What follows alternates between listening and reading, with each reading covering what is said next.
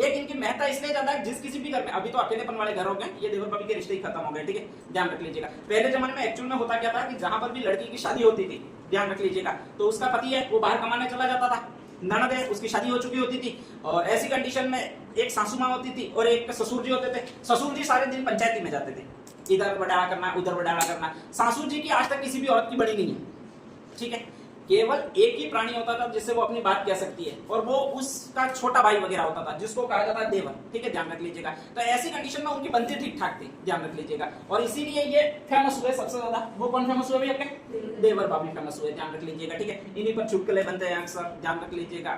यही आपके स्पेशली कई सारे किस्से प्रचलित होते हैं, इन्हीं के रिश्ते प्रचलित होते हैं, ऐसी बहुत अच्छी बातें होती है वो इनके बारे में होती है, ध्यान रख लीजिएगा। वह अपनी भाभी को मां समान मानता था, ऐसी कई सारी चीजें होती थी। एक और चीज, जब भी माता पिता की अचानक डेथ हो जाती थी तो जो देवर होता था वही उसकी शादी करवाई जाती थी, और उसकी शादी करवाई जाती थी उस समय बैठना पड़ता था। वो कहां पर बैठते? मांडवे पे, और वो बड़े भाई और बड़ी भाभी जो होती थी वही बैठती थी, ठीक है। तो इसीलिए कहा जाता है कि इनको मां का समान दर्जा दिया जाता था। इनके हम उम्र लगभग होते थे, तो ऐसी कंडीशन में बातें करना वगैरह अच्छा रहता था, और यहीं से दो शब्द प्रसिद्ध हुए आपके देवर भाभी। भारतीय संस्कृति में बहुत अच्छे शब्द है, ठीक है। इनकी बैंड बजाई है वो भोजपुरी गाने वाले ने बजाई है, ठीक है, ध्यान रख लीजिएगा। अगर भोजपुरी गाने वाले नहीं आते तो इनका रिश्ता आज भी उतना ही पवित्र था जितना पहले था, लेकिन भोजपुरी गाने वालों ने तभी ऐसी बैंड बजा रही कि एक देवर भाभी कहने में भी शर्म आती है, ठीक है, ध्यान रख लीजिएगा।